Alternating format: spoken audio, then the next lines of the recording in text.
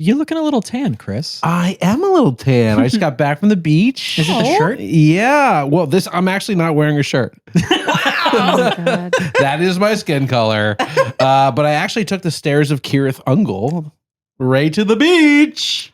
Sounds terrible. It turns out that was not the name of the place I went, and that the stairs of Cirith Ungol are a different set of stairs that lead somewhere, and apparently not as nice as where I went, which was down the shore. Yeah. Fair. Yeah, the sun could actually rise. Yeah. Where we were. It rose really high. It stayed out, and I absorbed all of it. Unlike Frodo, who absorbed none of it. He got no vitamin D. I got all the vitamin D. Lucky you. Yeah, or unlucky me in my case.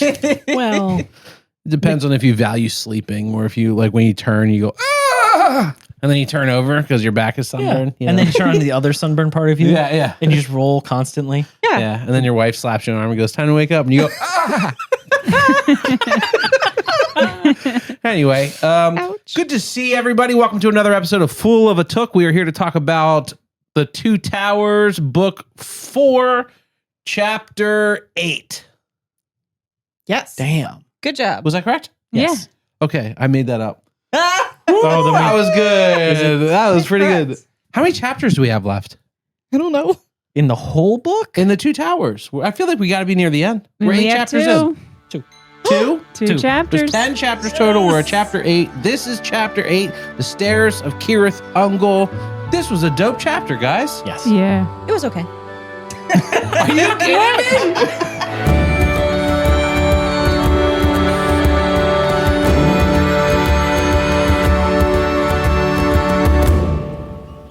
Last week, we talked about Chapter 7, Journey to the Crossroads.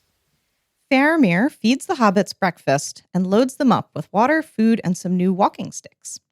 He returns them to the forest and leaves them with a warning. A storm is coming. Frodo and Sam then continue their journey into Mordor, led by Gollum. They travel for 3 days as the terrain gets tougher, the atmosphere becomes stifling, and the daylight is nothing but a dead brown twilight. Finally, they reach the crossroads they were looking for. Frodo spots a defaced statue of a Gondorian king.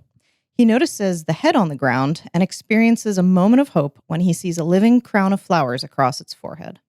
You know what's really interesting? What? That this chapter didn't even address the statue head. I Yeah. thought for sure it was going to start off with one more addressing the significance of the lore or something, but it just moved on. The one time it didn't. Yeah, and I was like, Purpose. we- It served its purpose. It gave Frodo hope, and we're moving on. moving on. He flipped the card, said, "You got hope." He took a star. You know?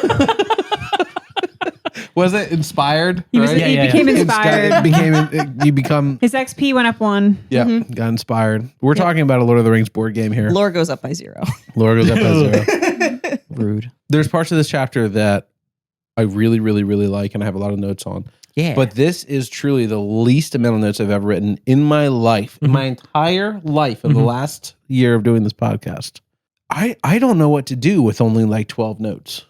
When do I just start talking now and say them?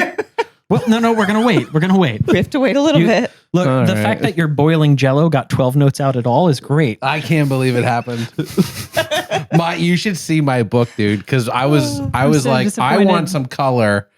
We did 3 days down the shore, and I was like, I want some color because I'm one of the palest people on earth. We only had a weekend. We got to do a weekend down the shore before the baby comes. And so I was like, I'm getting color. I'm going to use the 12 instead of the 70. It was a tanning oil. I would like some skin damage, please. I was like, yeah. And I sprayed myself every 30 minutes. There was a moment where I slipped off the chair onto the sand because I was so oily. I was reading the chapter on Friday at the beach. Next day on Saturday, I finished it and I took my book out. And all the pages were covered in this brown oil. And I was like, what the heck happened to my book? It turns out it was me just leaning on my stomach. Ew. So if you're planning on reading this or reading along with us, don't do it at the beach with, sunscreen oil all over your body. Let it dry first. Don't be a slippery whipply like I was. I don't know how to follow that up. Slippery, whipply. I was trying to count the number of baths that the hobbits might have had by this point in the story, and it probably isn't even 10. When was the last time that Sam and Frodo took a bath? They went to that garden in Gondor. Oh, come on now, dunking your head in water. Oh no, they did. They went in the pool by themselves. Fully immersed. They did, yeah. All right, no soap, but cold water in a Okay. lake. Good enough. So not as stinky as they might be thought to be. Yeah. And before that would have been Lothlorien. A Lothlorien? That's so long ago. Yeah. Well, was it 3 weeks ago? Unless you count Sam almost That's a drowning. while. He That's kind of long. got an accidental bath. Oh, true. Yep. Yeah. And then before that would have been Rivendell. Probably. Man, these guys, they're gonna have 3 a day when they get home. Right? To make up for It's it. the only They'll way still to be. smell. Well, that's if they get home. But and when they get home, they're gonna have to make up for it with extra baths. If Frodo and Sam want a bath right now, they have very few options and none of them are good. None of them are good. Because Gollum's gonna have to bathe them. Gollum might be the cleanest one by virtue of the fact that he was the last one to dip in the water when he went Yeah. fishing. Catching True, fish. true. Gollum is the cleanest one. Yeah. Let that sink in for a second. I think Gollum sweats. He's more. gross but sanitary. Like what? Like one of those naked cats? Yeah. Oh. That's Oh, exactly God. actually. That's exactly what he looks like. What? Like you wake up in the middle of the night, Sam opens one eye and there's Gollum like licking his own butthole. his All the legs, other his legs behind his Just, like, head. toes up. all the other cats look at him like you're beneath us. The wet chicken slaps. Laura. What? This is a PG It's podcast. not. What the fuck are you talking about? It's the sound two naked cats make when they start slapping each other. Yeah. The wet chicken slaps. Chris just had a whole journey. So anyway, speaking of journeys, I pictured it. I decided against it. I moved on. I went, A video to show you later. canceling this thought. You're lucky you could do that. so this chapter is a lot of fun. Not as much fun as we're having now, but it is fun. So the stairs of Cirith Ungol pick up immediately after the last chapter. Frodo and Sam have come to the next stage of their horrific journey, right? Because what Gollum is leading them to is a secret pass, a secret side door into Mordor. Because the front door is not a door. But Gollum is really just taking them to this side door. It's a side door to Mordor. So it's not a good place. It's not a good option, but it's the best one they have.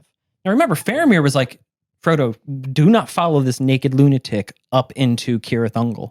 Do not, because that's the name of the pass. Mm. The pass, the actual route in is called Cirith The Ungol. secret path that he's taking them on is called Cirith. Right, that would be the pass. Pass is essentially a way to get through some mountains. So it might be like a low point between two peaks. It might be a valley, well, like a low, whatever. Point is that it gets you across the mountains. It's how you would walk over a mountain range. Okay. So in this case, they're one and the same. Yes, the Okay. Path path and a pass. But not path- always, Correct. potentially. yeah, Okay. the path leads to a pass. Got it. And it's Cirith Ungol is the name of that Got pass. it. The pass of Cirith Ungol, right, is above the Morgul Vale, the valley in which Minas Morgul sits. Minas Morgul being the city of the Ringwraiths, the Tower of Sorcery, the place that was conquered by the Nazgul. It is their home. That is specifically where they live. And so that's where the chapter kind of starts off, with Frodo and Sam and Gollum seeing the city. And it is a nightmare. It's a pale tower surrounded by a pale wall, and it glows, but it doesn't glow with moonlight. It glows with like a corpse light, like a sickly light. It doesn't illuminate anything. It's just this awful glowing nightmare tucked up in this valley that they're looking at. And what flows out of this valley is an awful little stream that, again, they were warned not to drink out of. But more than that, the tower is like studded with these awful dark windows that are just like, it's empty, it's evil, it's quiet. But the top of the tower is rotating, kind of, like almost like a lighthouse, kind of. Doesn't really get explained a whole lot, but it's menacing and it's mesmerizing. So that as Frodo and Sam and Gollum are staring at this seat of evil, this city of sorcery, they stand there and they look up at this tower and all the rest of it. And as they're mesmerized, they're standing there amongst these corpse-lit flowers. It's the same kind of light as the city. It's not shining light on anything. It is just glow in the dark nightmare shit. And it smells of like decay and rot. This stream that flows out of the Morgul Vale towards them is steaming, but with like a cold steam. It's like it's choking them. It's not like a hot steam. It's Like a cold vapor Yes. or a mist. yeah. It's like it's getting into their lungs. It's bad. And then there's this happy little bridge that follows this again glow in the dark road up to the city of sorcerers, up to the Tower of Sorcery. And the bridge is carved beautifully, but with grotesque nightmare things. Oh, And as they stand there looking at this bridge, Frodo feels himself just kind of like, I want to go there. I want to go to the tower and being drawn there. And his little arms shoot up, his little head rolls back, and he just kind of like zombies his way forward at like a trot. And Sam and Gollum freak the fuck out. Sam grabs him Yeah. around the middle and is like, no, we don't go that way. We're not going that no go. Frodo, no, go, no. And Gollum is like hissing himself, and it's all very bad. did you say hissing or pissing? I said hissing, I meant pissing. And Checking. But he's also hissing, so it Yeah. fits. When it's both, it becomes fissing. and they just it gets frothy. But they kind of like shake Frodo out of it, and they kind of just like they're like, no, we're going this way now, and they walk him to this like break in a wall on the side of this glow in the dark nightmare road, and it leads to this path that goes up into the darkness. Gollum indicates to them, this is the road to Cirith Ungol. This is the road to the stairs. And it just kind of like winds off into the darkness as this little like side track and turns into this like cliffside path. It's a nightmare. And they get up there and it starts to level out, and Frodo sits his ass on a rock and is just like, I can't. I absolutely cannot. We can't go on, because Frodo just had a weird experience with some sorcery. He's not feeling good. The ring's been weighing on him like an anchor in a way it hasn't for a whole minute. And he looks weary. He is weary. And Gollum is just like tugging on his shirt going, no, this is a dumb place. This is how we die. This is a bad place. Because if we stay here, anyone who crosses that bridge will see us. That is the bridge in and out of this nightmare city. And they will see us, and then they will rip us into tiny little pieces, and then Precious will be gone forever, and Gollum will be very sad. Yeah. And Frodo says, all right, you know what? You're right. Okay, let's stand up and we'll go. And then suddenly, it's too late. Because there's an eruption. The ground rumbles, the rocks jump. There's a red light from across the mountains on Gorgoroth, inside of Mordor, the plain where the cracks of doom are. This red light and thunder and just a hideous amount of noise. It's terrifying. And then as soon as that ends, there's an answering call from Minas Morgul. Minas Morgul shoots blue flame and lightning from the top of the tower, from the hillsides around the city, up into the clouds. This blue light answers. Mm. And then there's this piercing shriek that rolls through the valley. And it builds and it builds and it builds until it goes beyond hearing. And they're kind of left shivering, crouched on the ground, terrified of what's about to happen. And what's about to happen is the gate to the city has opened. This carved like a hideous mouth gate is now open. And what's coming out of it is the host of Minas Morgul, the army of the city of the ring wraiths. They're all clad in black. Thousands. Goths. Yes. Goths. Dude, and they Jesus Christ. Goths. Yeah. And that's what it is, though. It is like, it's perfect. It's precise. They're marching in perfect precision, and it's dead silent. But at the head of this army, at the head of this dread host, is a rider clad all in black robes, except for a flickering crown. And Frodo realizes he knows who this is, because his old wound from Weathertop starts throbbing. Because this is the Lord of the Nazgul. This is the Witch King. And this is his army coming out of his city in his valley. And he gets to the foot of that grotesque little bridge, and the whole army stops. Because the Witch King senses something. And he starts looking around. And Frodo feels compelled to put the ring on.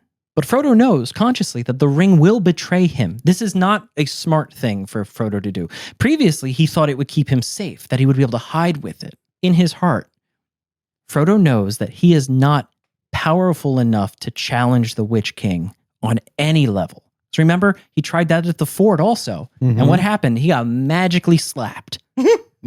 Yes. Which is all good and well for Frodo. But Frodo's hand has other ideas because Frodo gets a little bit of evil hand syndrome. And Frodo's hand, against his will, starts moving towards the ring around his neck. He can't control it. He can't stop it. And just as he goes to close on the ring, instead, Frodo kind of awakes to the danger. Frodo realizes what's happening, and he grabs instead for the Phial of Galadriel, the gift that was given to him coming out of Lothlorien, the Phial of Starlight, the Phial of the Light of Galadriel. And he closes his hand around that, and suddenly everything changes. His mind is clear. He feels like a weight is off him, and the Witch King kind of like snaps out of it, and he's like, if there was something, there is nothing. And through the narration, we know that the Witch King is busy, and he knows he's busy. He has sent the message to his master, and he must march to war. And so he does a quick giddy up, and the army continues to move. It just flows out of the city, an endless line of black-clad, silent warriors. And it's terrifying. And the Witch King knows it is, but he also knows this is an army larger than the Númenóreans sent out of this city. This is a larger army than has ever come out of this place. And whatever's in the valley is not the Witch King's job today. That's not his concern. His job is to bring war to Gondor. This is a bigger army coming out than the army that Faramir kind of saw. Is that correct? Yeah. Okay. Yeah. Even like the elephants and all that stuff, this is different. Okay. Well, to give you an idea, Faramir had 300 guys. Yeah. So whatever formation Faramir ambushed could be destroyed by 300 guys, even with surprise. Thousands of warriors coming out of this city are not going to be killed by 300 guys, no matter who they are. And what about in relation to, I guess it's Isengard? Mm-hmm. Isengard at one point had like a lot of people come out of it, Yeah, right? they like 10,000 perhaps. And they all went to Helm's Deep, right? Similar kind of like mega size army like that? Big armies. These are armies that are going to these armies will topple Gondor. This is it. Yeah, Jesus Christ. Sounds like we need some more ints. Yup. I just really Where's want the to take. Entwives? I just really want to take this Lord's name in vain. Oh, Jesus Christ. So well, you know what? So does Frodo, because he looks at this and his heart sinks because he realizes he has fucked all the way up. They wasted so much time, weeks, months even, in the Shire, in Rivendell, in Lorien. All these things, all these delays mean that 17 years. I'm not that you can't put that one on Frodo. No, not that one. But At least a couple of months, though. the point is that that's true. this army's moving now, and Yeah. Frodo is not done his task. Even if Frodo and Sam accomplish their mission, there might not be anybody left to tell, because this army is going to kill everyone.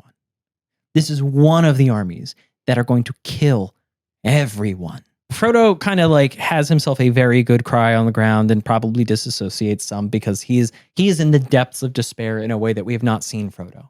And he sort of snaps out of it because he hears, "Hey, Mr. Frodo, wake up. Hey, hey." And it's like a voice from the Shire that's like, "Hey, your breakfast is ready. Hey, bud, Mr. Frodo." Mr. Frodo. Yeah, and it's Sam. And Sam's like, "Hey, wake up. We got to go. They're gone. We can leave." And Frodo remembers where he is, and he takes a breath, and he says, "You know what? That's not the point. The point is not that the people I know and love will live through this. The point is that this thing gets done.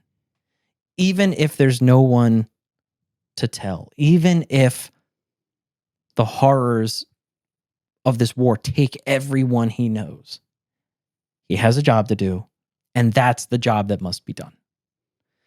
And he kind of sits up, he looks around, and Gollum's like, "Oh, does everybody feel good? Are we ready? We had a good cry? Can we fucking go?" Because Gollum is getting very sassy. His whole mind is on, we can't get caught. Gollum is very driven. Gollum's absolutely gone from like gently leading the way to like hand holding and pulling and yanking toddlers. Like, no, we're not going down the toy aisle again. We are going up into the mountain pass. We're doing this. And so they all get up and they start to like climb this shitty little path. And this shitty little path leads up into like a cleft in the rocks, like almost like an elongated crack up the side of the mountain. And in it are carved the first staircase. And it's not stairs, it's more like a ladder. It's just a series of tiny cutout footholds that for a human being would probably be awful, but for a hobbit must be enormously problematic because it's like ladder steep. Do you remember when back in Lothlorien, Haldir was like, yeah, we have a staircase to get you to the top of this tree, and it was literally a ladder? Gollum has led them to a staircase, and it's not literally a ladder, but it may as well be. It is just, you lift, you reach up, you lift your body, you push. It is a whole body workout for these little hobbits, and it's just stair after stair after stair. It probably was carved for a full-grown man size orc thing, maybe. But it would be even more dangerous for some, because they're shallow. They're extremely shallow steps, like a couple of inches in places. They're broken in places. They're rounded off. So if you had a full-size boot to put on every one of those, like imagine trying to climb a staircase that was only, every step was only 1.5 inches deep. It's like climbing bricks. Yes. In total darkness. No, thank you. Honestly, I know there's no history of this as long as I read it before. It kind of reminded me of like maybe it was a hidden dwarf pass Yeah. from when the Gondorians were there and it was the Tower of the Moon. Yeah. Like this is an old path. And they climb and their legs go numb and they give up hope and happiness, and their entire being is just pulling themselves up this like slope, basically. And then finally they look up and there's Gollum staring down at them going, oh, good job, everybody. Well done. We've made it to the top of the first stair. Come on, up you get. And Frodo and Sam collapse and they're ready to have a breather. And Gollum's like, Oh, no. No, not here. This is a bad place. Maybe at the top of the next stair, which is longer. And Sam's like, hold the fuck up. You also said there was a tunnel? Like, we got to climb another set of this shit to a tunnel? Then what? And then what? And Gollum's like, well, no, and then. You know, we'll see if you get to the tunnel, then we'll see if you get through the tunnel. No, and then. No, and then. And Sam just kind of lets that go. Frodo doesn't even register this stuff. He is wretchedly exhausted because, again, the ring is a physical weight on him in a way it has not been for a while. And he just got done having a mental battle with the Witch King. He just got done regaining control of his body not once but twice. Frodo's been through the ringer. Sam is also coming to the end of his like stamina. And Gollum is getting real cranky about everything. He's all go. He's not even pretending to be like, oh, nice little hobbits is nice master. He's like, get the fuck up. We gotta go. This is not the place for a rest. You can rest later. So the second stair blows because they take a little path up and the second stair is actually technically easier, but it is the winding stair. They just climbed the straight stair. The winding stair, instead of being basically a ladder up through a crack of rock where you've got rock on either side and you're just focused on up and forward, this thing crawls back and forth across a cliff face that slopes gently backward. So it's technically better. The second stair sucks though. It's an absolute fucking nightmare because it's still, again, it's pitch blackness. They've got nothing but wind around them now. And they don't even have that like closeness of the gap in the rock to make them feel like there's something solid. They're just kind of crawling up a mountain face on these shallow garbage, quote unquote, steps. And again, because they're hobbits, they're 3.5 feet tall. Imagine if a staircase was made out of stairs that came up to your hip. I didn't know where you're going with that. And I heard, imagine if a staircase was made out of stairs. And I was about to be like, Patrick. What the fuck are we talking about here? But it came out to my hip? Yeah, but they do it. They get to the top of the lower pass. because they're not through the mountains yet. They come up to the end of this like awful thing. They come to an actual short flight of steps. They get to the top of that. It lands them on this little landing, and they realize they can look down and see the Morgul Vale below them, see the valley that they just crawled out of. And if they look up, they can see against the red light of Gorgoroth, or maybe a shitty dawn. They can just make out these like dagger-like black mountain peaks above them. But they can see through, and they can see there's like a saddle, a drop, and a gap between the peaks. And they look up, and Frodo goes, "The fuck is that?" There's a tower. There's another guard post here at the top of this secret staircase. Sam looks at Gollum and is like, "Give me 3 reasons not to kill you. You said this was secret. You said this was unwatched. There would be no guards." And Gollum's like, "Technically, I said it would be unguarded, but I'm pretty sure they're all gone. So prove me wrong." There's no unwatched entrances into Mordor, fat boy. Are you stupid? Like, this is not how Mordor works. I completely sided with Gollum here. Technically, right? You gotta well You're actually. like, dude, do you not think Sauron has every single way in watched? Like, of course he does. Of course he does. But you got to decide which one is the most watched versus the least watched. Right. And that's kind of the whole point, was like, this is not a good choice. None of these are good choices. Yeah. You're trying to get into Mordor. All of your choices are bad. This one makes the most sense. And Frodo and Sam are like, "Yeah, I guess so. We don't got time." But you know what we do have time for is, I'm fucking starving. Sam sits down. And he's like, let's have a break. Let's have something to eat. Let's consider our mortality. And so they do. They sit down between a couple of like outthrust rocks in this like relatively protected spot. Gollum curls up like kind of at the entrance. And Frodo and Sam have their last meal before they go into the nameless land, presumably before they go into Mordor proper. This might be their last meal. This might be their last meal ever. And they know it. Yikes. Because they don't know what's going to come next. But they're exhausted. And they're sitting here eating, and Sam looks around and he thinks about, like, well, what about water? What do we could do with water? Where are we going to find water in Mordor? Because we can't drink out of that god-awful stream we just found. I don't want anything to do with orcs. And Frodo basically agrees, and he says, technically, I think we're above the evil water that Faramir told us not to drink, so if we find something, maybe we should give it a shot. I don't know. Technically, it would be drinkable. And Sam looks at him and is like, technically, this place sucks. And if I had known, I might not have been so goddamn eager to come out of the door in the first place. Maybe I would have been happier in the Shire. And Sam takes a second, he's reflective, and then he says, but you know what? Like, maybe that's what every hero in every adventure ever has basically thought to themselves at one point or another. If I thought this was going to be easy, or if I knew it was going to be this bad, would I have done it? Would I have been this excited to go? Nobody knows until they get there.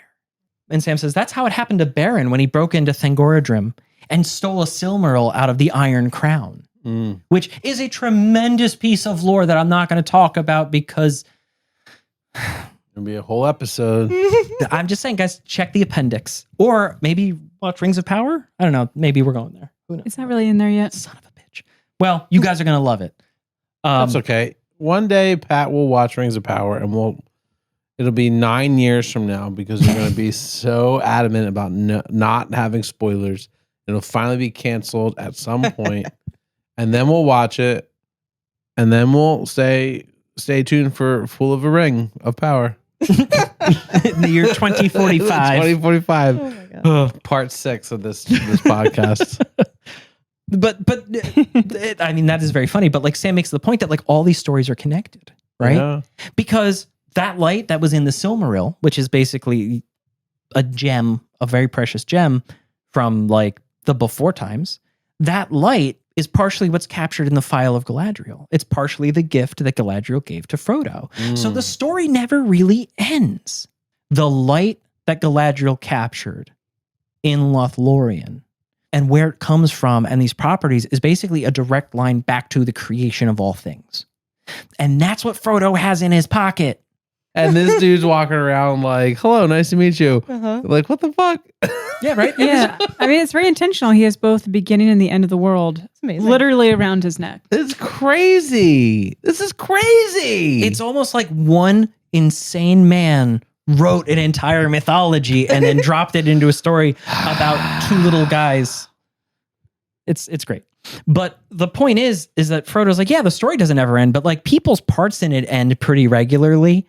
And it doesn't always go well, but at least they don't know how it's going to end, because that would suck to know.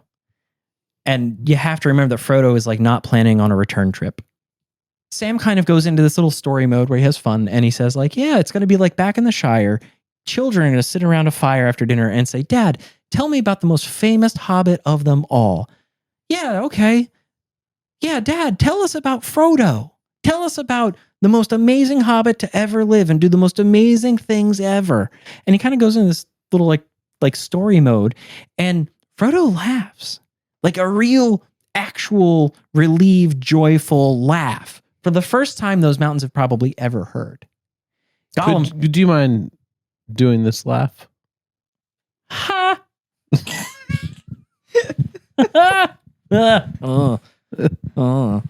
Anyway, Ah.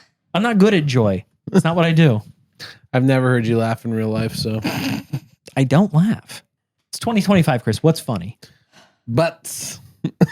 I grant you, if something was funny, it would be butts. Yeah. But Gollum freaks the fuck out because like Gollum is again in like hyper alert, like terror mode. But Frodo is relieved, and he like feels joy again for a moment. And he's like, but don't forget about the most stalwart hobbit that ever lived, kids, Samwise. And Frodo would have gotten fuck all nowhere without Samwise. Mm-hmm. And it's this kind of like touching, fun moment. And Sam kind of, daw. And then they just kind of take a breath. And Sam looks around. He's like, well, what about you, Gollum? Do you want to be a villain or a hero, you weirdo? And he's gone. And he's just gone. Gollum's gone again. And it's a question of like, oh, do you think he went to go tell whatever's living in that tower that we're here? And Frodo's like, kind of doesn't matter. But I don't think that he would, because he could have done it 100 times by now. And if he turns us into the orcs, he doesn't get the precious. So whatever he's got, if he's got anything, he thinks he's being real clever. And it's not anywhere as obvious as gonna tattle to us on some orcs. But fuck him, man. I'm so tired. I'm going to sleep. And Sam's like, all right, buddy, just put your head in my lap very platonically, and I will watch you sleep, and everything will be fine. Hmm. And so they do. And so Frodo falls asleep. And naturally, because Sam's on guard, he falls asleep. Obviously. Not for the first, second, or third time. Sam falls asleep. And you wonder why Frodo doesn't have much hope. But this is how Gollum finds them when Gollum slinks back. And he sees them peaceful in this godless, awful place, in this hideous mountain pass at the top of the Ethel Duoth. And he feels something. Like he feels something old. Something that remembers people and company and family and fraternity and like touch and light.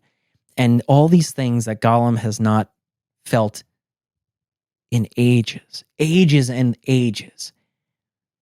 And Tolkien says that if the hobbits had seen him in that moment, Gollum would have looked like a tired, starved, sad old hobbit, lost. And then Gollum reaches out, and he doesn't paw at Frodo. He doesn't reach for the ring. He just reaches out and gently touches Frodo. And Frodo starts in his sleep, and so that starts Sam awake. Sam sees Gollum touching Frodo and freaks out. Hey, sneaker, what are you doing? And Gollum's like, fuck you, nothing. I didn't sneak in. I wasn't doing shit. Why are you an asshole? And so into this kind of like argument, Frodo kind of comes awake and he's like, all right, hold on. Because we got to figure out what's going to happen next with you, Gollum. Because we're coming to the end. I asked you and made you swear to get me into Mordor. And once we get to the top of this pass that we can see, it's over. You're done. I release you. You do not have to accompany us any further. What do you say, Dobby? Dobby want to be free? Dobby gets a sock. Dobby gets a sock. Well, Dobby freaks the fuck out, and Gollum's like, no, absolutely not. You cannot find your way. At least not to the tunnel. You don't know the way. I will show you the way to the tunnel, but you guys don't know. And Frodo's like, all right, well, I guess you'll guide us to the tunnel then. They have this moment, they have this exchange, and the hobbits are left just outside of Mordor proper. And that's where this chapter ends. Interesting. I know. There's so many moments in this chapter where I'm like, oh my God. Like when the Mordor, like the lights go off and the thunder cracks, and all of a sudden the tower's like, oh, someone's nearby, send out an army. Like I'm sitting there like with like the hair on my neck is raising up. I'm so nervous and tense from it. And then there's other times where Gollum's just like caressing Frodo's head. And I'm like, what is going on? We're describing rocks. Yeah, what is going on here? So I don't know. Really interesting chapter, really dynamic and tone setting. I'm very curious about where we're going to go next chapter. I feel like it is officially time to be done with the Frodo, Sam, Gollum train. I'm done with it. This is like chapter 5 or 6 of that or whatever the heck it is. I'm done with it. Half a book. 7. I'm done with it, man. Yeah. The chapter was really touch and go for me. Just like you said, some parts were so beautifully written and easy to imagine and like action packed. And then others were like, he's describing rocks. I'm so tired of this. Oh, come on. We got drama. We got humanity, even in Gollum, for God's sake. We got fireworks. we got a callback to now probably the second most evil thing in Middle Earth. And then we even had some like good old like evil hand like kind of like Some jokes. Sam Raimi shit. Yeah. Yeah. And you guys are complaining.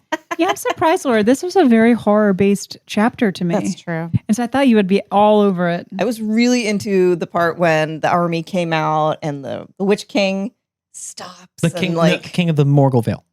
the King of the Wraiths, right? Yeah, you said which king? That's not what Tomato, tomato. Anyway, Straight to divorce. those billboards, $600 divorce. Hi, everybody. I think I'm free. You're right. I really, really liked that part. Yeah. But like, the descriptions of the steps and the mountains and everything was getting to be a bit much. But one thing that I absolutely loved when they described was the Tower of the Moon and its 600 other names. What do we got? Minas Ithil, Minas Morgul now. Mhm. What else? It's the city of the Witch King. It's the Tower of Sorcery. I loved that Tolkien described how it used to contain imprisoned moonlight welling through the marble walls of Minas Ithil long ago.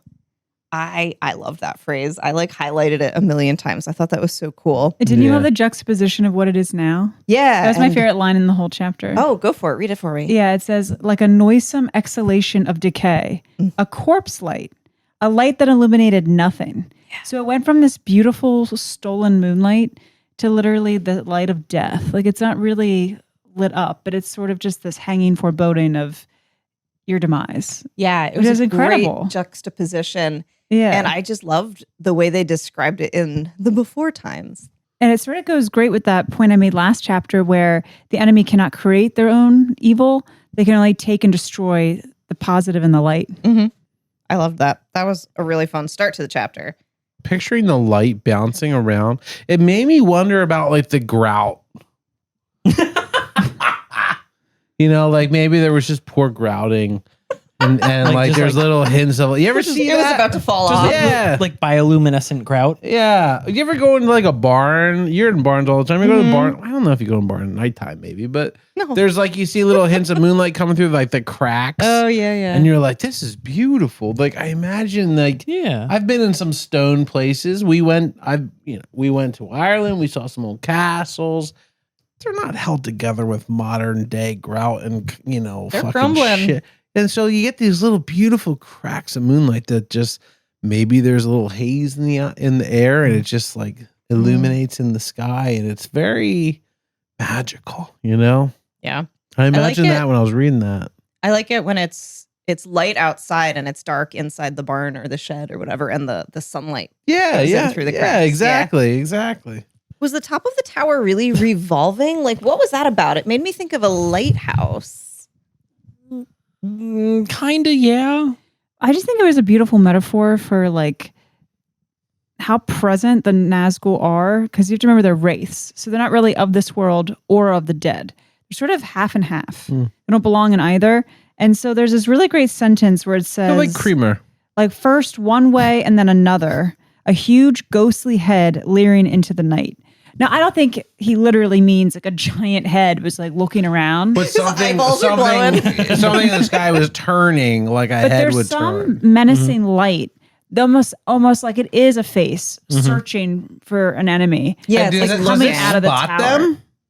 Or no? Not really. No, yeah, because it doesn't come out till the light show and when the army's being called. It comes across when it's like Mordor blows up with red and lightning strikes it. It comes across like it sees them, and then it's like a call and answer thing.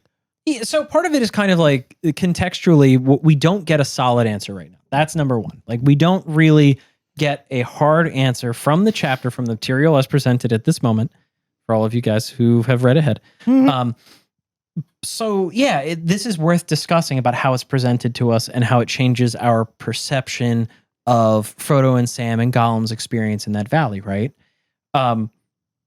It's wild, and it fits with other things that Tolkien has told us about stuff from old Numenor, right?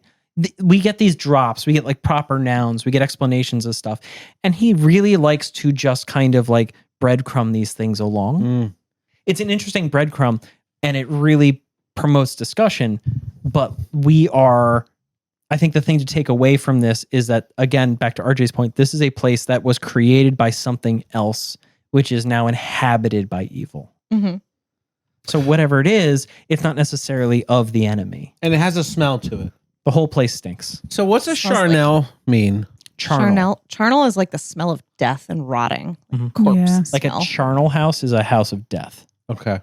That makes a little bit more smell, I must say. It makes a little more a little more sense. I meant to say that makes a little more sense, and I thought of one of the senses in my head, and I thought smell, and it makes a little more smell. It makes more sense. I had a It question would. though.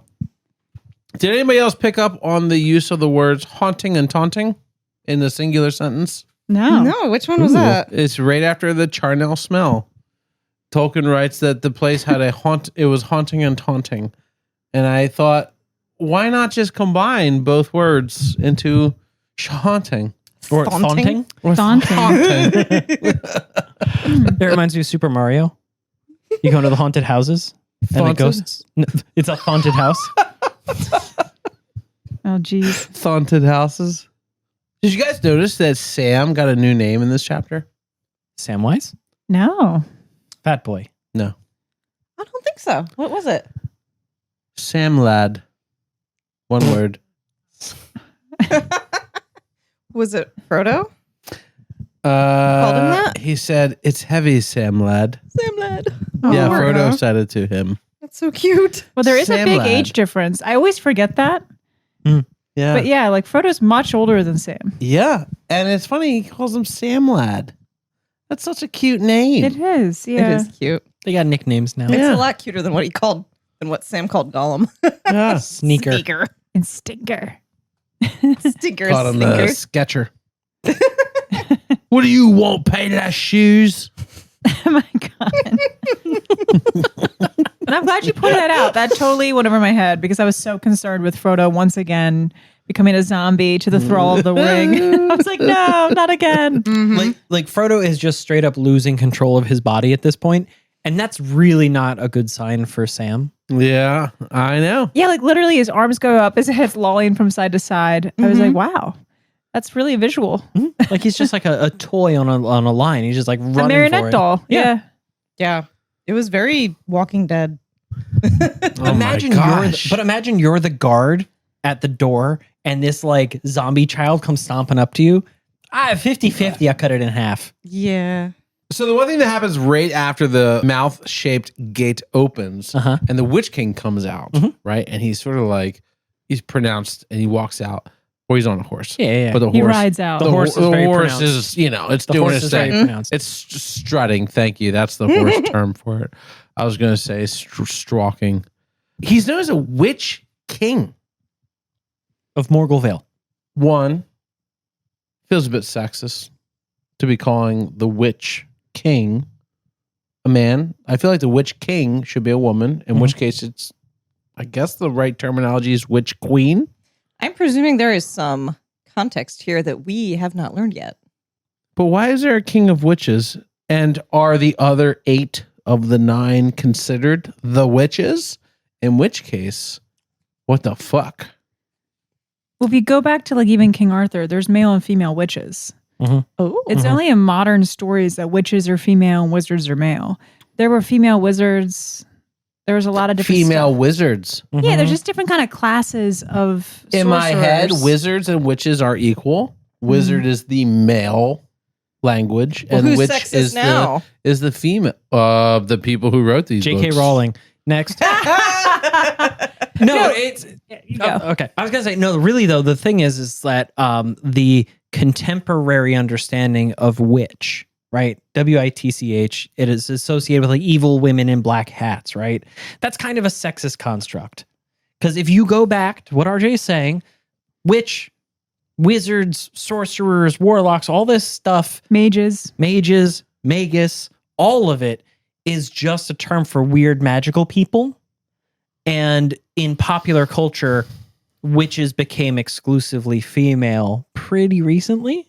But also, wizards became exclusively male. Right, exactly. Was there, before that happened, was there a delineation between a wizard and a witch? Well, first off, especially in Tolkien's world he's created, witch doesn't necessarily mean female. There are male witches in several different stories and in history.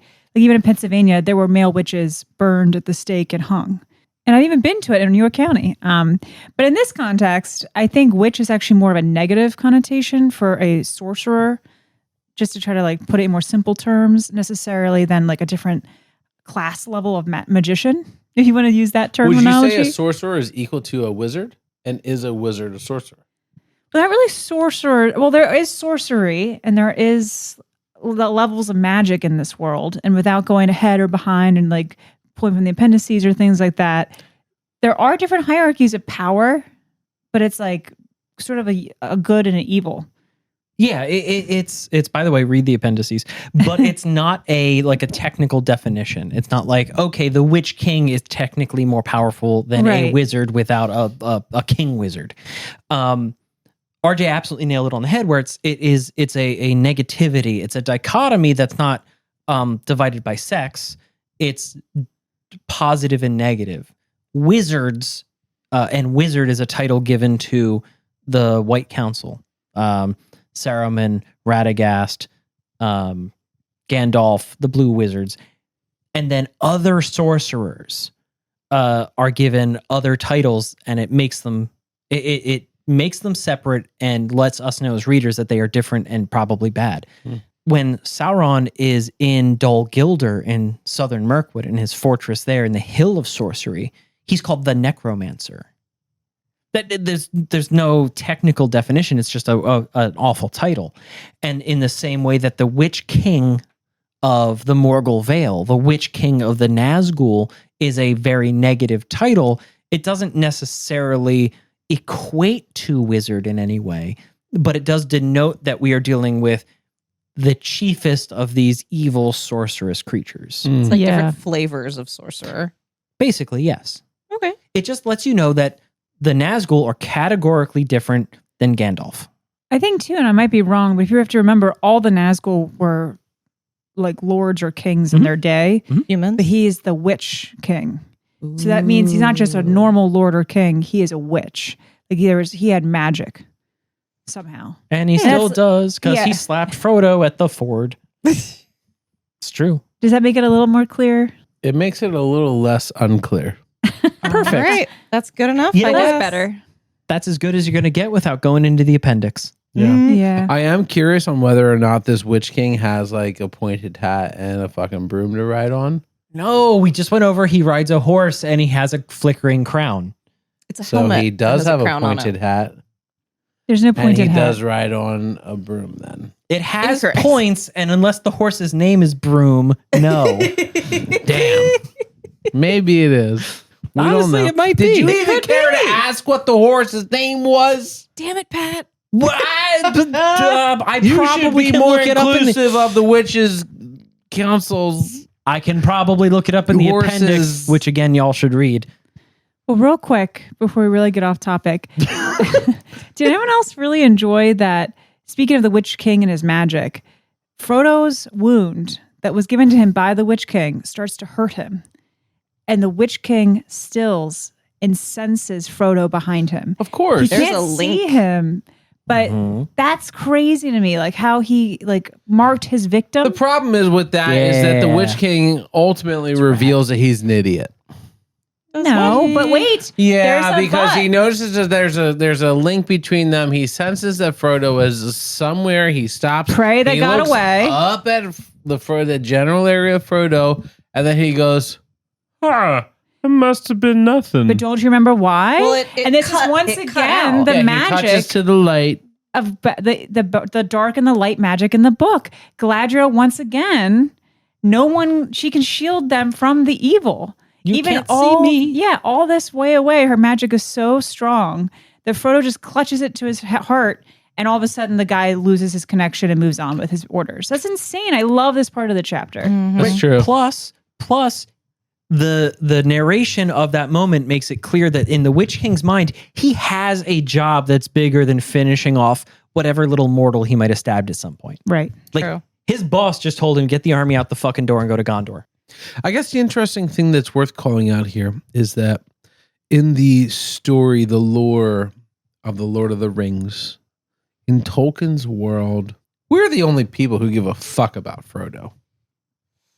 Everybody else is doing whatever the fuck they're doing. only Not ones. true. Yeah.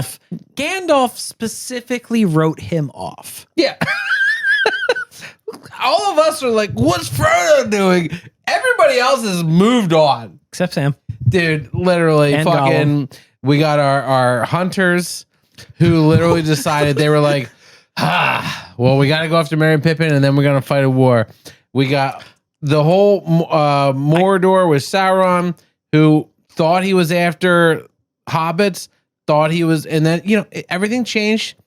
Turns out Saruman's a fuckhead. He went after him, sent the dude in the sky after him. We are the only ones that actually care. And so now that you say that, it makes so much sense. This Witch King is coming out, and I'm like, oh my God, he's going to find Frodo. But it's like, dude, he doesn't give a fuck about Frodo. That's a little groundhog in his garden that he stabbed.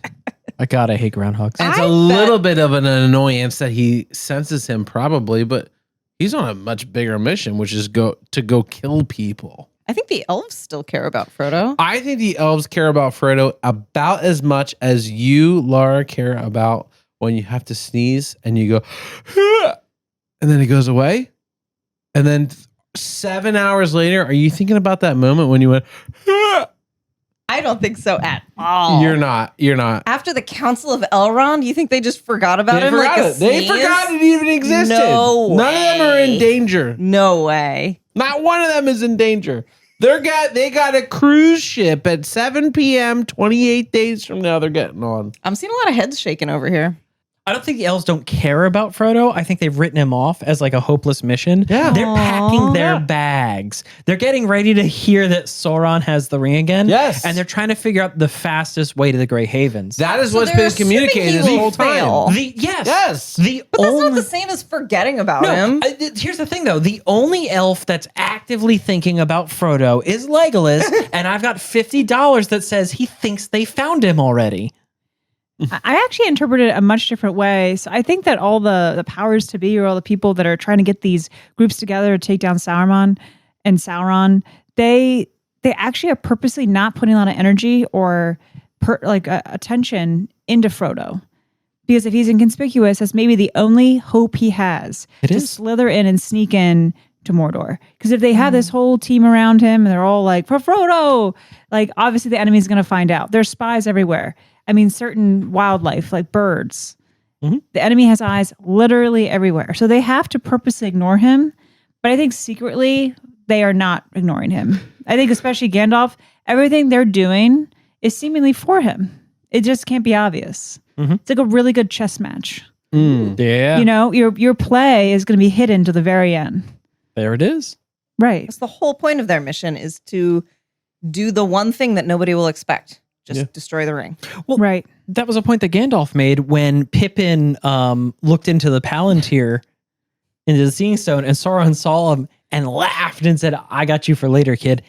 The whole point was that Sauron didn't bother delving into Pippin's mind long enough to learn all the secrets, to learn that, oh my God, they're going to destroy the ring. Right. Yeah. Because remember, according to Gandalf and them, Sauron's biggest fear is that someone powerful, like one of the wise, like Galadriel, like Elrond, like Gandalf, is going to take the One Ring and use it to kill Sauron.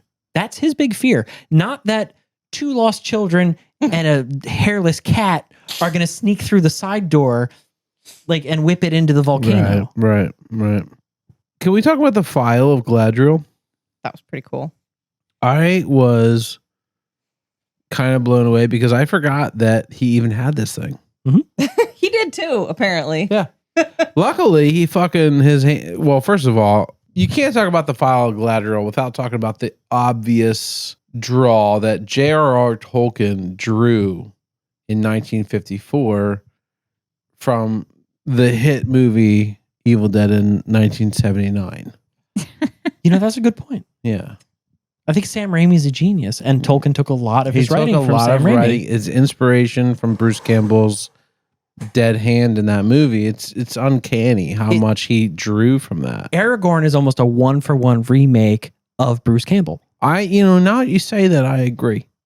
I'm going to go jump off a bridge.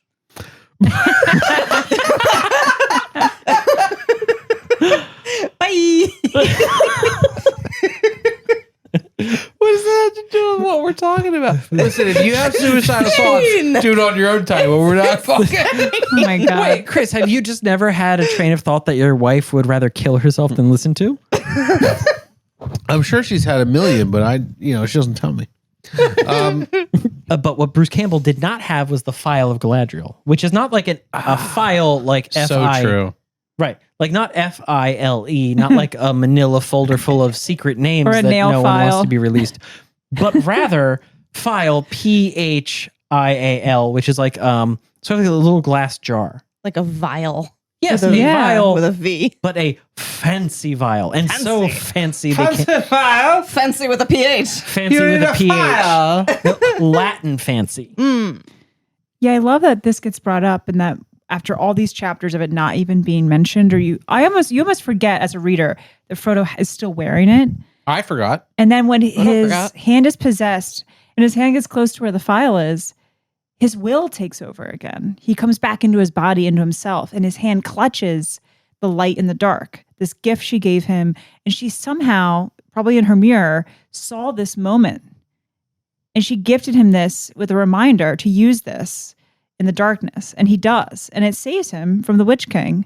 And it's just really cool to see how this gift served him in that moment. And I feel like this is just, we do hear the file get brought up twice in this chapter. But I don't think that's it. Like, I think it's really cool. This is the gift she selected for the ring bearer.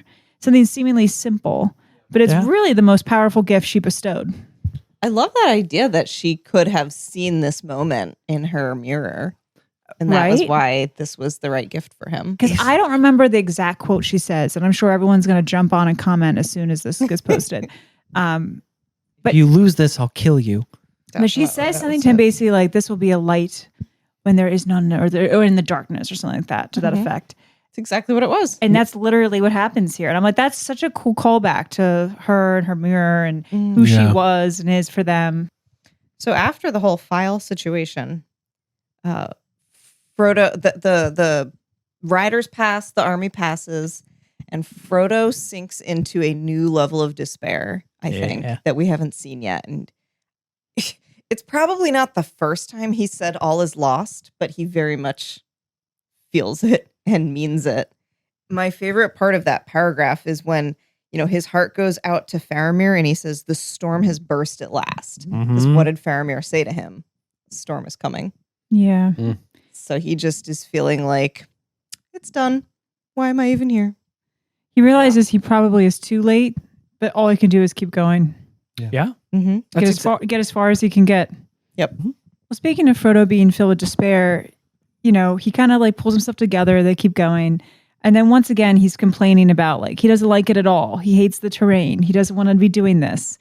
And I think one of the most important parts of the chapter where Sam starts to talk about storytelling and sort of starts to go on this great discussion with Frodo of I wonder what sort of tale we've fallen into. Mm-hmm. And I really like how they kind of break the fourth wall. Yeah, I thought that was really cute. I feel like we got a glimpse into Sam's definition of what an adventure is versus what they're doing. Because he says, I used to think that adventures were something that people went out and did when they were bored because they wanted something interesting in their lives. And now I know that it's something that you're just thrust into and you don't have really a whole lot of choice on how it goes or how it ends. But you just have to keep going. And even if it ends poorly, those are the people that get stories written about them. Yeah, and I also love that he mentions that if you do have a choice, you could stop and turn back, but then you would no longer be in the story. Yeah. And Sam is such a lover of stories, like that is impossible. That's an impossible choice for him to make. And so it's that really beautiful moment of they're realizing that it's going to get worse and things are already pretty terrible, but maybe this will be bigger than them. Mm-hmm. And maybe they'll live on in time and history, no matter how far they get. And I think that's really comfort to both of them in this moment. And it kind of just once again reminded me of, Tolkien's experiences in the war, how men must have felt overseas in the trenches, being like, I wonder if they'll talk about me back home. Yeah. And about a comfort that could have given them some sort of solace in a really terrible moment. The fact that you will live on, your actions and your story will live on beyond you. Right. And like for Frodo and Sam, that's a really poignant moment because once again, Frodo's plan is to throw the ring into Mount Doom, and that's if they make it that far.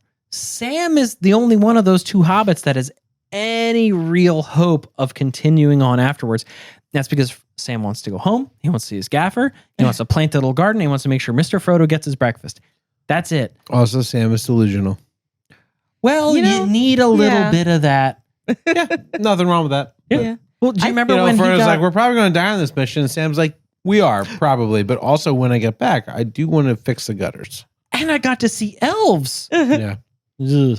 Well, but really though, that's a really interesting highlight on the humanity and the way in which Frodo and Sam are engaging with kind of their own mortality and their own context for the story that they're in, and the way they see themselves and the way they hope things will end. Mm-hmm. It's really sweet that Frodo is making an acknowledgement of how foundational and how important that Sam is to Frodo, but also to this story. Yes. As readers, we can appreciate that Sam is the one holding these things together. Mm-hmm. Frodo bears the ring, Sam bears Frodo. Yes. Yeah. I didn't fully get that until we started reading it. At least for me, it didn't come across as much in the movies. That being said, I haven't seen Two Towers in ages. I also really liked how Frodo has been compartmentalizing all of these tasks that he has to do.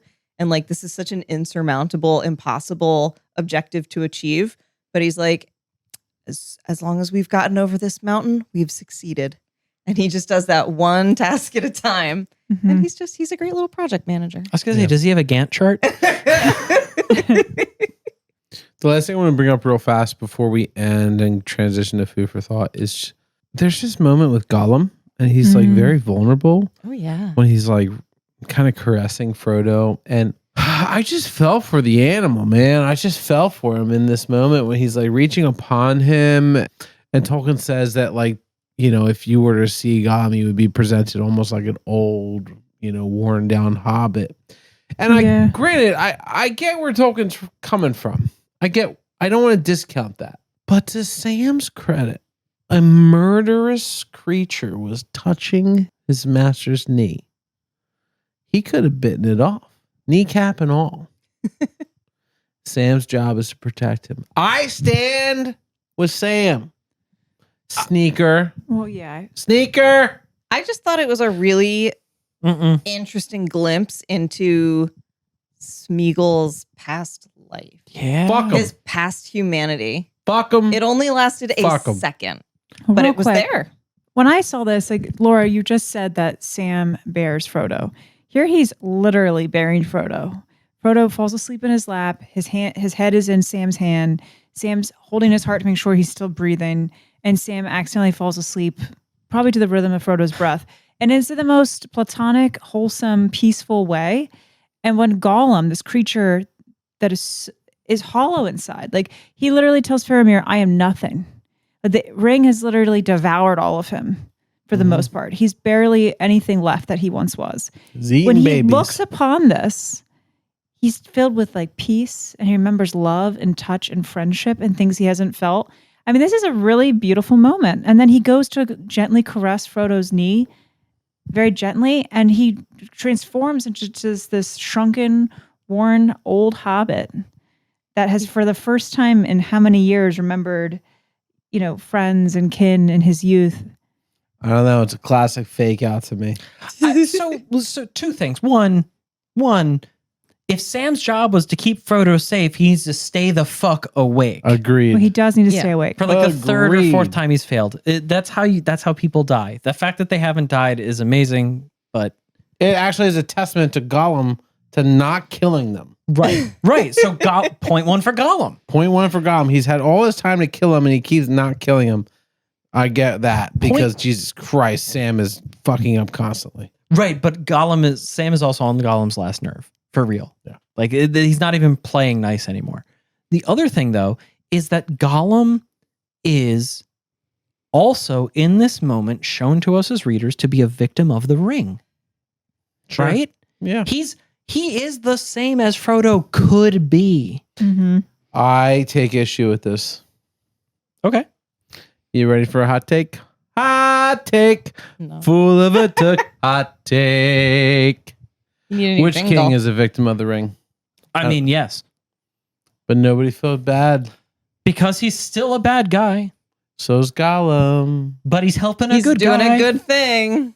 And so was the Witch King by looking away. That's not That how was that not That was went. intentional. Galadriel's power. That wasn't him looking away. He still looked away. Because Galadriel was like hide and seek. She's like, poof. Bad guy being bad at his job is not the same thing as a good guy being good. Yes. Yeah. So following that logic, Gollum, Uh-huh. who is a bad guy, Uh-huh. Is he a villain is or a bad hero? at his job because he succumbs to the emotion of the journey. Well, the thing with Gollum, he's not just one guy. There's two personalities. in Gollum there. is classically, oh my God. What? Gollum's Javert. God. Oh no, he's not. Because Jesus Javert Christ, doesn't you talk did to it. himself. And also, Gollum's not French. Gollum's Javert. He's torn. Is he torn? He knows is what Gollum he must actually do. Torn? He Yeah. knows what he Two must personalities do. And he's argue with torn, himself. and he looks to the stars and he goes, stars And he looks down to the in fish. your multitude. He doesn't like yellow face. I He's swear not to looking God. up. He's looking down. Look down. Yeah, goes back to life is, I swear to God. Oh, fuck. And he knows what he has to do, but he can't do it. But he forces himself to do it. Whatever's about to come, it's not coming because he wants to do it. It's because he has to do it. Because he has to do whatever he has to do to achieve what he needs to achieve.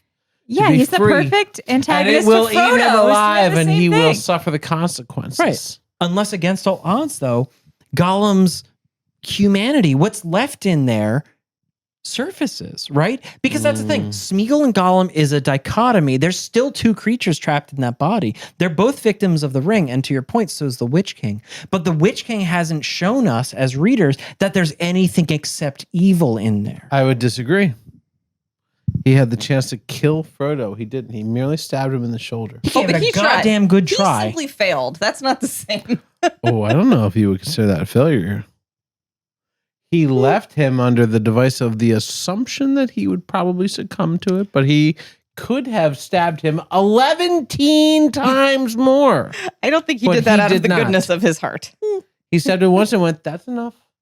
Isn't that when Aragorn came in with the fire? Well, look, to be fair, well, that- a little guy gets a little knife.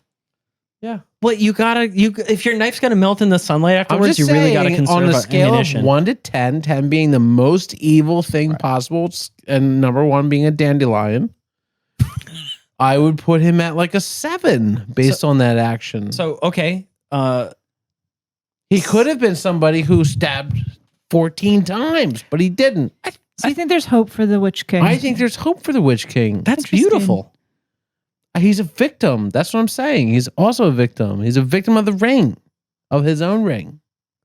And suddenly he was forced to serve Sauron. Well, he chose it with his greed, but No, I think Sauron the Deceiver is a well-earned title. It's whatever or whoever or whatever the Witch King wanted when he was a mortal man is dead, though. I agree. And I think until- that you cannot be harsh in critiquing of the Witch King and the choices of the Nazgul unless you are willing to make that same judgment against Durin. That's an amazing point, though, right? Because doesn't Sauron make slaves of all his servants? Correct. That's my point exactly. That's if there's a anything profound I've statement. taken away from this book so far is that so many beings in Middle Earth have been corrupted by the ring. Who are we to judge them if they are equally corrupted by the ring? Well, you know? Gollum was directly corrupted by the ring, as in, like, Well, he was had it corrupted in by his being. Sauron's one ring. There's right, other right. rings for sure. And like everybody else, sure, like the ring was part of their corruption, but that was the difference. Like Gollum had this thing on him and it corrupted him directly versus everyone else was perhaps corrupted indirectly through Sauron. I disagree. The Witch King had his own ring. True. Right, one of the And nine. he was corrupted by his ring. Is that true? Yes, 9 rings to the men. Those were cursed. Yeah. And Okay. then He was through the corrupted by a one cursed ring, Sauron was able to control That's them. the first paragraph of the first thing of the Fellowship of the Ring. Says Yeah. that. Well, they had their rings, but it doesn't necessarily mean they were all corrupted. The elven rings The weren't elves- corrupted. Bingo. The only ones that So there's a lot. Well, there's a lot of Galadriel's stuff going. pretty corrupted. No, Yeah. She was flashing her hoo-ha, you know. oh my God. No, Galadriel's mirror is not a metaphor. I said that as a joke. so there's more to the elven rings than we know now in the story, but they are slightly different than the other rings. Okay. I'm so I hungry. can't wait to find out more. If the line in the sand is drawn by something that forces manipulation, that forces, seclusion and evil and horrible thoughts and darkness, can you really blame the people that are sucked into that line? And that makes me have empathy for some of the darker characters. Does that mean, on your scale, that the Witch King is less evil than Bill Ferny? Bill Ferny will always be of his own choice. He had no ring.